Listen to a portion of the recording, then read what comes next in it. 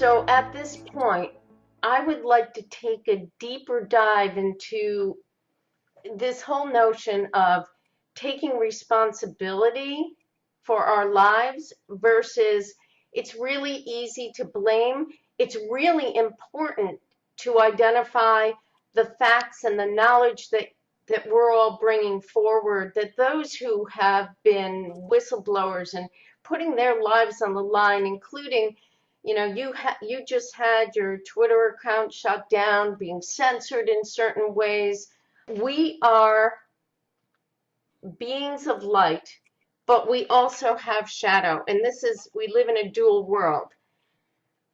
How have you transformed in your life in ways that shifted from something, let's say, nefarious, if you consciously did something nefarious, or even unconscious, and moving into a different way of being? And I'm going to give an extreme example because I have clients who have done horrific things in the past who have shifted, and it's very hard to shift. They say it's one of the hardest things. And you said you cannot change the world without changing yourself, right? Correct. So here's the example, an extreme example. Individuals might wonder why they found themselves or find themselves being leaders in a mafia, never ever intending to join in the first place. How do you shift from all of a sudden seeing yourself as a leader in a mafia and step backward to a different way of being? Go ahead. Well, I wasn't in the mafia. I was No, I one of know the. you weren't. No, I know you weren't. I'm sorry. I didn't mean to. Not at all. No, I'm just giving an example of Yeah, no, I got it. people I know who have been, and it's a horrible thing trying to get out. So go ahead. Sure. So, what my life was typical of a lot of people's upbringing. The American dream, competition, making money, getting the girl, all these cash and prizes, right? And God, I was brought up Catholic, but God was kind of in the background. I went to Notre Dame, which is a Catholic university, one of the most premier ones. I didn't go to Mass once until graduation. So that tells you my spirituality was not active at Notre Dame. I had a successful career on Wall Street. I also enjoyed food and drink. And over time, I became a gluttonous Wall Street professional, very self-satisfied, full of myself, ego. And I eventually got depressed personally because I was lacking in something and I didn't know what it was. And I was always blaming other people for my problems, never blamed myself, never looked at myself, never looked at anything that was wrong with me. It was always someone else that was at fault. It was my partner. It was my then wife who was nagging me too much. It was whatever it was. It was never me. So unless my life was going perfect, I got very frustrated because I was a control freak. Then I got depressed. A series of unfortunate events occurred and I became depressed. Went into the pharmaceutical aspect of this. I had a psychiatrist and a therapist, and he put me on some drugs. The drugs made me worse because the drugs don't make you look at yourself. It's a pill. It's a magic pill that allows you to feel better magically. Well, not only did these magic pills not make me feel better, they actually made me clinically depressed to the point where I had to go check myself into an expensive, fancy, like an executive getaway place to get better. And luckily I had a friend who's a psychiatrist who came to me and said, Ed, you're not any of these things they diagnosed you as. You are just a normal human being who needs to get off these drugs and get some spirituality. And that's what I did. I eventually realized that all my depression and my victimhood and everything that was going on in my life was due to me. I was my own worst enemy. I manifested through negative thoughts and negative energy and bad diet and no exercise. I manifested what happened to me. And it wasn't anybody's fault but mine. And once I realized that, and I started to put faith in God, meaning like I used to worry about things that were not real, imaginary worries about the future, dwell on the past. I was not a present moment person. I would have a conversation with you if I had known you back then and not remember a word you said. You fast forward to me today, I don't really dwell much in the future and I don't dwell much in the past. I listen to people, and I'm known in my friend group as the guy who remembers everything everybody says because I listen. So my memory is actually, I would say 50-fold better than it was pre-depression, because I was still in my head concerned about what people thought of me. Did I have enough money? Was my job good enough? Does my wife still like me? All this nonsense. And so I had to go through a tremendous amount of pain. My background substantiates that. I feel the same way. It's very, very challenging for me to watch the profession of psychology and psychiatry having been so co-opted by something that you take in instead of changing from the inside out. So right, going. right. And so, we moved to Maui in 2014, my wife and I. Unfortunately, the marriage didn't survive, but that's okay. She's a great mom, great, wonderful person. I have 3 lovely children. And since 2014, I've been on a journey of healing and self-awareness and very aware of my character defects and, what they are. And I watch my thoughts. I'm an observer of my thoughts. And when I have negative thoughts, I stop myself and say, God, please remove these negative thoughts. And when you just acknowledge them, they usually disappear. Because I've come to understand we have the brain. It's a tool. It's a chemical tool. And we have the mind, consciousness. If your brain hijacks the mind, which it can do, and that's what led to my depression. It was negative thoughts run wild that shut me down. If you let your thoughts run you, you will program yourself and manifest awful things over time. I mean, I've seen it time and time again. And so I try not to think negative things. I try to be an optimist. I pray. I mean, I think part of the reason I'm here is I prayed to be of service. And then through coincidences, I'm now elevated to a point of sharing the message of truth and what's going on.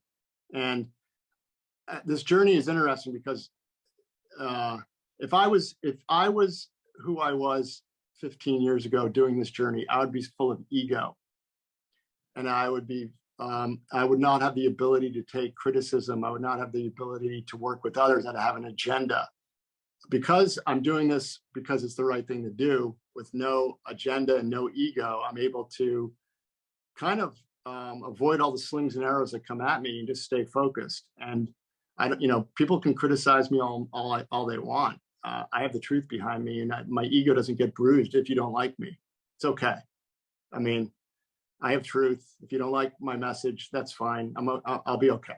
Yeah. And that wasn't the person I was 15 years ago. And I think a lot of people that are struggling with whether to educate others are struggling with being they want to be liked.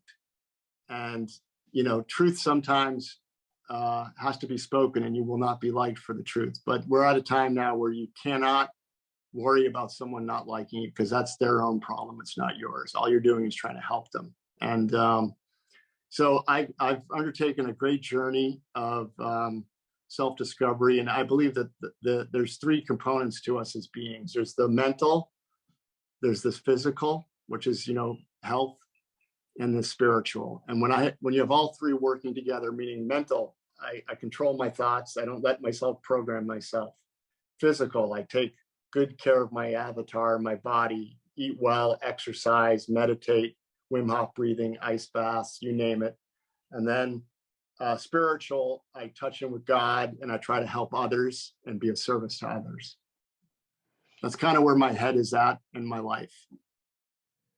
Yeah, and I appreciate your transparency, because we all have times where we, stumble and fall, and we make choices that aren't the best choices for us. for our optimal health and the health of the planet. And additionally, one of the things that I love about what you bring into the world is a balance of being discerning. There's a difference between being judgmental and being discerning about what is going on in the world. And you and I also talked about this before, and that is, if we are operating out of a divinely loving act, we're likely not to allow fear to run the show or an unhealthy ego to run the show, but instead to have a healthy ego to bring us forward and help us to manifest what is the best co-creation, the best life we could live. So with all of that, you have in a way become a mentor, and we do go in cycles. It's not always perfect. We will make mistakes going forward. This is naturally a part of being human. Oh yeah, I'm flawed. And we all are. We all are flawed. But it is my belief, in my experience with people, that if people can keep this ethical understanding and that loving action in mind, then what comes out of it will be the best outcome at the time, even if it might not look very pretty. So with that, there's another thing I want to ask you, because this is so, it's been coming up a lot. There are people who are whistleblowers who genuinely come from a place of where their beings have, their life path has emerged and said, I have to make a different choice. I have to speak up about this. And then there are others who want to be some kind of hero in the world and quote unquote save the world. And I am wondering, there's an importance to that path of the hero's journey, the heroine's journey. But what if instead it's not about extending 3 minutes of fame, but instead about the type of person you wish to become is at the core of it? Then, having just gotten through with Father's Day, I just can't even imagine how your children feel about the transformation they have witnessed in you, and how you have become a mentor to them and for them in a beautifully positive way. So I want to first celebrate that and honor that in you.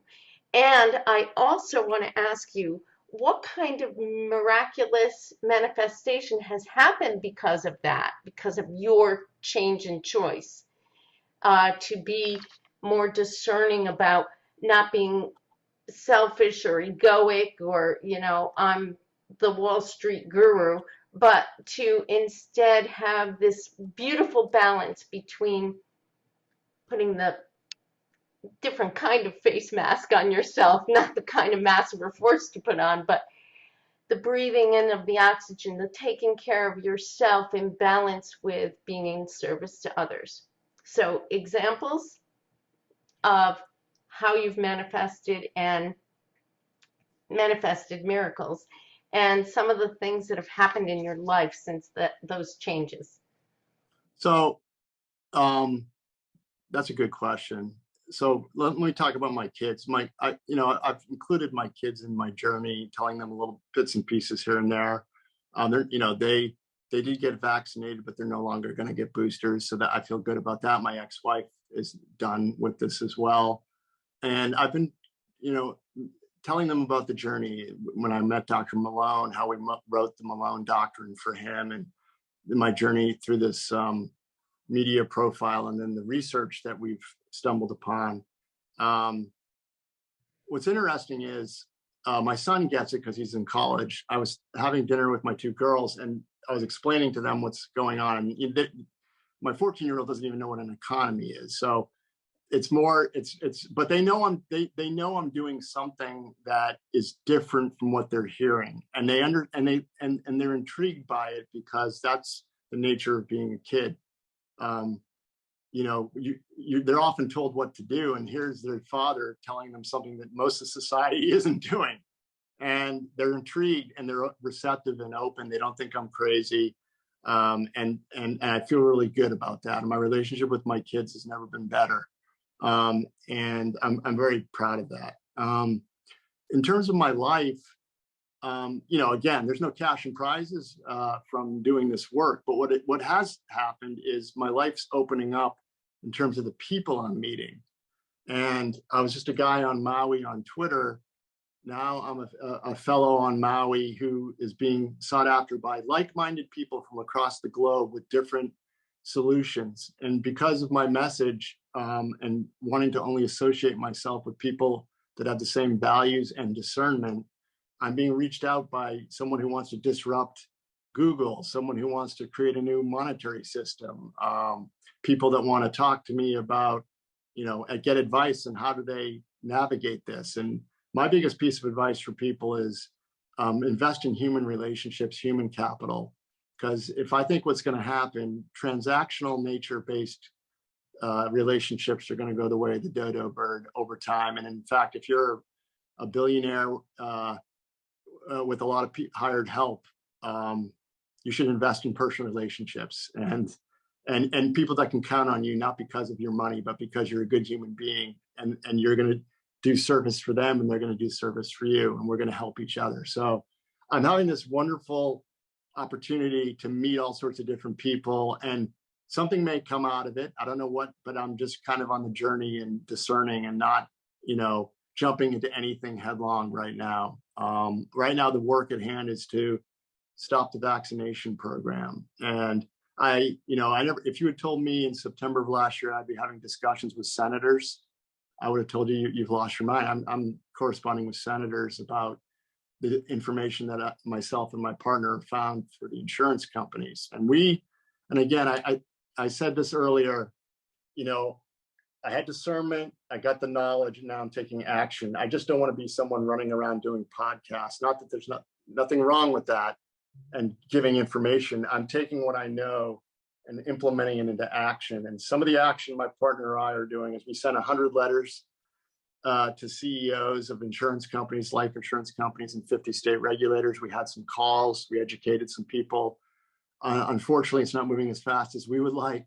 So we've decided to, we have some insurance executives helping us, but they're dealing with what's going on in their corporations, which is this mass formation psychosis, for lack of a better term, or hallucination. Yeah. So it's slow. And so being a man of action and implementing and my knowledge into action, my partner and I decided to engage with some senators to have them write letters to the insurance companies saying, I understand a letter went out. What have you found?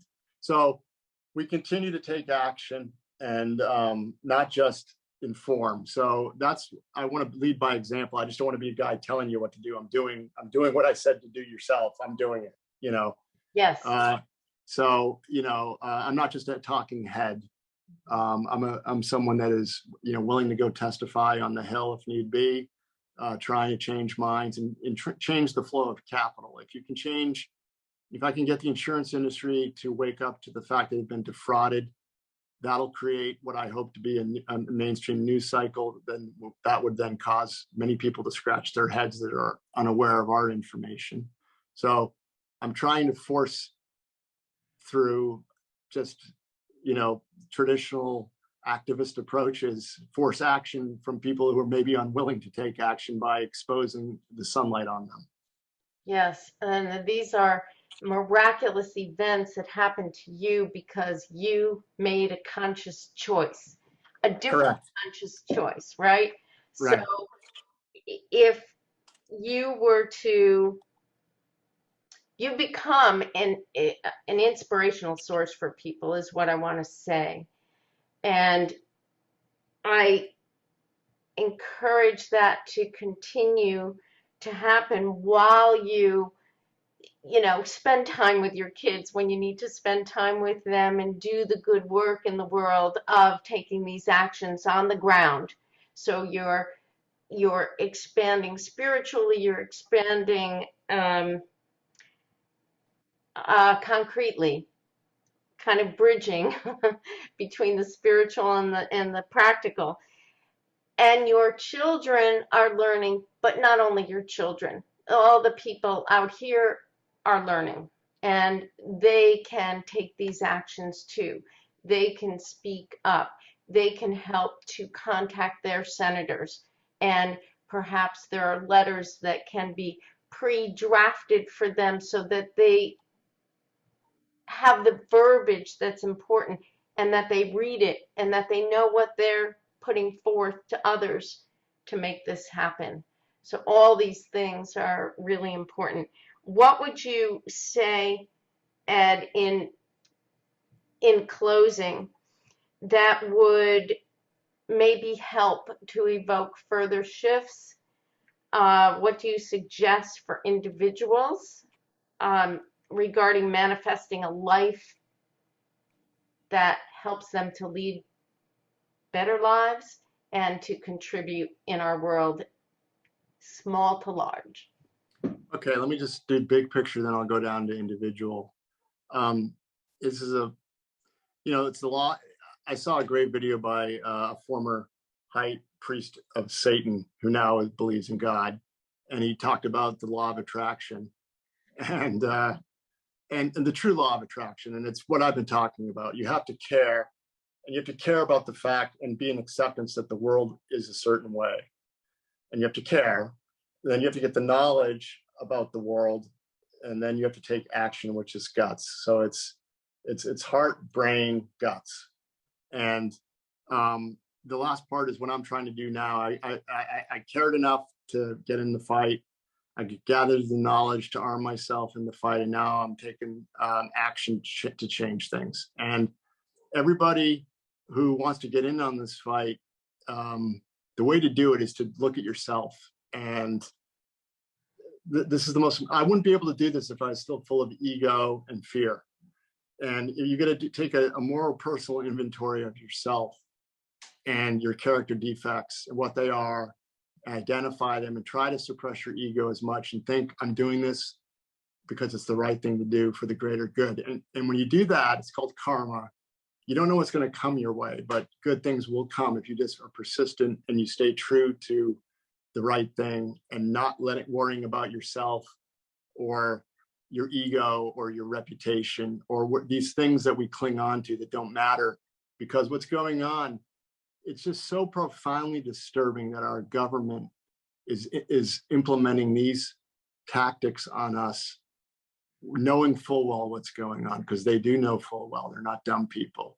And we have whole large groups of professional classes that are either unaware or participating knowingly. And this is just maddening to me. And I've never seen such a situation where we need to all rise up, and the system is collapsing. And it's an opportunity. It's a dangerous what's going on, but it's an opportunity to rewrite the rules and come up with something new. And you have to, it begins with looking at yourself and what's really important to you. Is money and status important to you because you have a job tied to this industry that promotes this? You have to ask yourself, where are you going to be in 10 years? And do you think that system's going to protect you because you're an unwilling dupe in it? No, you have to take a stand now and look at yourself and what you really care about, and then take action. That's kind of what I think. We all have to fight the demons within and then go forward from there. And that's what I did. I fought my demons, and it's weird. I don't have any fear. You know, someone has said that this is the ultimate battle between good and evil. And the battle is within oneself. And when people come to a place like you have and others have, and again, it's cyclical, and are able to face demons, not hide them, bring them out, and to shine light where there are shadows, then you have an opportunity to make these more discerning choices, even if it is a sacrifice in the material world. And sometimes it's a big sacrifice in the material world. And, I'll just give you a quick example. When I was 14, my dad was in politics. he was trying to go for a second election. And his supervisor said to him, you need to turn a blind eye to an ethical thing that my father couldn't turn a blind eye to. And his best friend said, well, if you don't, then you could say goodbye to your elected position. And my father, to my great joy and pride, chose the ethical choice instead of selling out to a position. And that was when I was 14. And to this day, I learned so much from him in that one choice he made. And he is very proud of that. He's 88 years old, very proud of that still, for having made that choice and not being recognized and falling into the backdrop of being a great father and a great provider and a great person on this planet. So, karma, you're right. Karma can happen right here and now. So your gifts may come in different forms, and others' gifts may come in different forms that are in the unseen realm for a while, but maybe hopefully someday we'll get to see all the miraculous things that occur by what we choose. So what's next for you, Ed? And then Well, what's next is I continue to do what I'm doing. I'm trying to start a hedge fund with a friend, but it looks like that may not end up going the way we thought. I also am exploring other opportunities right now. But the fight, this is the fight. And if I can do something while at the same time helping humanity, that would be the best ideal. But I have a feeling that my life is only going to get richer, and I don't know how that manifests, whether it's right now it's great. I mean, the friends I'm making, the connections I'm making, while not bringing cash and prizes, I think are going to last a lifetime. And I'm just very honored to be meeting the people I'm meeting. I mean, by stepping forward, I didn't know what was going to happen. I said I wanted to be a lightning rod, and a lot of people thought that meant that they'd come after me, whoever they are. But what ended up happening is people like me are coming towards me, and I'm finding them. Whereas, if I just stayed silent, I'd be alone, feel alone. And I don't feel alone anymore. There's so many of us out there. It's amazing. More than we think. More than we think. Well, Ed, this has been amazing. I really deeply appreciate your time and energy and your forthrightness on everything.